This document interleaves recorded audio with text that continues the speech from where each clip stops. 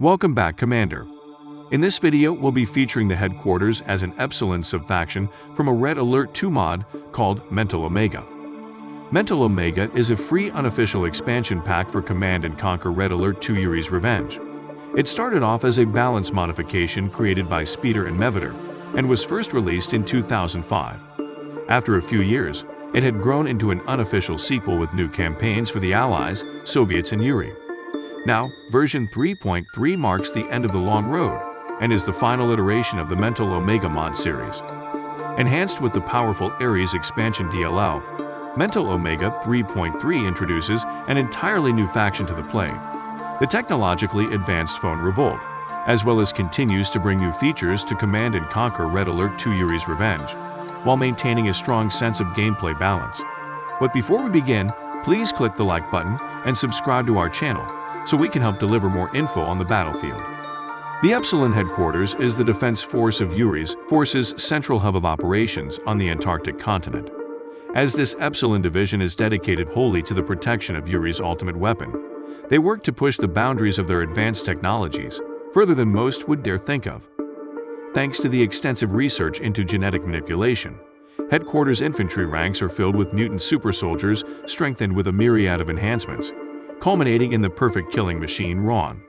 The Epsilon headquarters is also the manufacturer of dangerous stealth weapons, as well as the imposing aerial fortress Irkalla, assuring the complete inaccessibility of their frozen stronghold.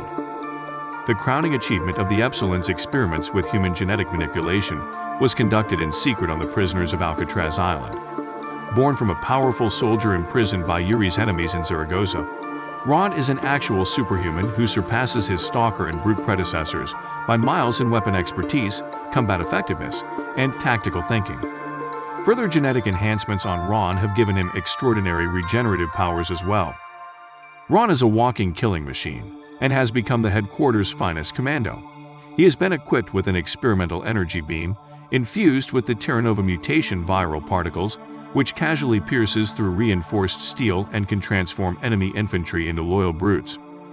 Though more intelligent than normal men, Rahn's eternal lust for destruction hides this fact rather well. Because of this facade, his foes see him as a mere mindless weapon of murder, rather than a squad leader capable of rivaling the finest of Yuri's proselytes in strategy, a trait he has seemingly inherited from his previous life. Seeing the average human as weak and frail beings, Rahn considers mutation into brutes as a significant step up, not only for his victim's existence. Thus, while he is a great asset to the Epsilon army, Rahn has proven to be confrontational, and sometimes even disobeys orders from his active proselytes at his own leisure, continuing his killing spree even in situations that could be his undoing. The hulking behemoths known as the Stalkers are the more successful counterparts of the many genetic experiments by the Epsilon scientists, which resulted, among others, in the Brute. Incredibly tough and strong, Stalkers can withstand a lot of firepower. Though rudimentary, Stalkers have enough intelligence to wield firearms and are therefore hoisted into large protective metal suits with 2 integrated weapons. Serving as mobile artillery platforms, Stalkers can withstand the recoil of their meteor cannon, allowing them to easily bring down structures as they collapse upon themselves. Their secondary arm cannon temporarily drains psychic energy from their infantry targets, allowing your infantry near them to slowly regenerate, which combined with melee infantry like brutes forms a powerful combo. The Kinetic Barrier is a support power that buffs the affected infantry, allowing them to be 50% more resistant to enemy fire for 4 to 5 seconds. The Geneburst is a support power that spawns a Terra Nova particle outburst that deals damage to infantry and mutates the badly wounded into brutes. The Ruiner is a support power that deploys a Ruiner somewhere near one of the synthesis vaults on the battlefield. The Ruiners can cause a lot of havoc on the battlefield by disabling enemy infantry weapons. The Ruiner uses an accurately named amnesia ray, which effectively makes the enemy infantry forget how to use their weapons. The beam contains a complex combination of some of Yuri's finest chemicals, designed thanks to his careful studies on human genetics, in order to manipulate their senses and state of mind where it affects them the most. Paralyzed by the chemically induced amnesia, the affected troops will not be able to fire as long as they are under the Ruiner's effect. However, Yuri's ingenious invention goes deeper than that. Anyone infected with the Ruiner's chemical becomes a catalyst, spreading the effect further to anyone that comes close by, making entire squads powerless. It is said the snows of the Antarctic are full of these. The Genomines are dangerous contraptions, hidden deep underground with their presence additionally hidden, with the use of Yuri's psychic illusion tricks. Whenever an infantry battalion approaches one of those, the Genomine explodes violently, releasing large amounts of deadly strain of Yuri's terranoviral compound, which causes rapid mutation of humans and turns them into brutes, loyal to the Genomine's owner. The research branch of Epsilon headquarters have always attempted to take military technology one step further. Combining the best of the Lashers and Mantis features, it was supposed to be the most flexible MBT in the world and one of Epsilon's finest works in conventional weaponry. However, the demands for the tank kept changing, and when the time came to allocate all engineers and scientists to work on Yuri's main project in the headquarters base, a tank emerged that sported a bizarre and untested experimental turret, which would allow an additional passenger to operate a second barrel, similar to the Chinese Killing tank. The Opus was quickly put into production with only basic testing done.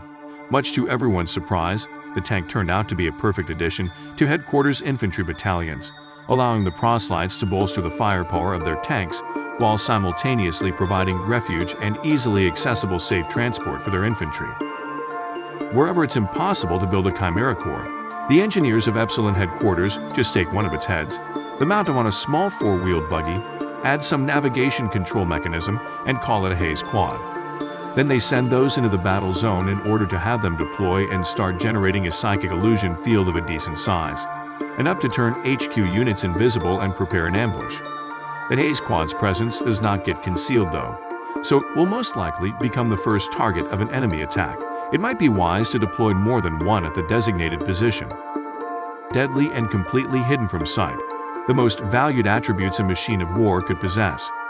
The Shadow Tank is one of Yuri's greatest achievements, with its technology taking countless years to master. Much to the Allies' surprise, Yuri has somehow taken what was left of their unfinished stealth technology and progressed with it far enough to be utilized for mobile applications, only revealing itself when diverting power to their weapons. The Shadow can otherwise remain unseen indefinitely. If explicitly ordered, the unit can withhold fire completely and stay in its cloaked mode. Equipped with twin dissolver beam weapons, the Shadow is one of the most dreaded of Epsilon inventions, becoming a pivotal instrument of victory for Yuri's proselytes. Whenever their presence is suspected, detector units are quick to join the main Allied and Soviet forces. While the Shadow's weapons inflict less damage to structures than upon units, no base should be left exposed to its assault. The Colossus is certainly one of the larger Epsilon ground units, towering over most tanks. Surprisingly mobile and well-armored, it can easily take on multiple foes with its psionic blaster cannons. Thanks to a streak of ingenuity of headquarters scientists, the Colossus not only functions effectively as a heavy assault vehicle, but as an excellent mobile anti-air defense as well. After switching into its uniquely designed dual anti-air gun, it can rapidly take the enemy aircraft down.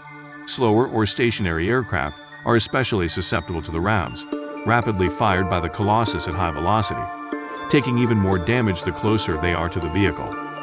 This makes this behemoth of a tank a versatile weapon for the Epsilon headquarters to take the Allied and Soviets head-on.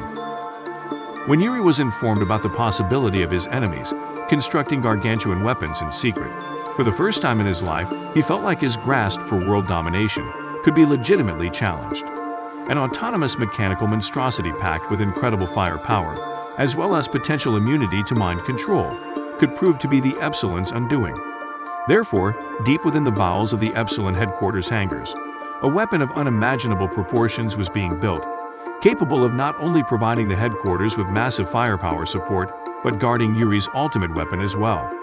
Since its devastating sudden first appearance, the flying war machine, codenamed Irkalla, has become a symbol of Yuri's utter dominance over his enemies.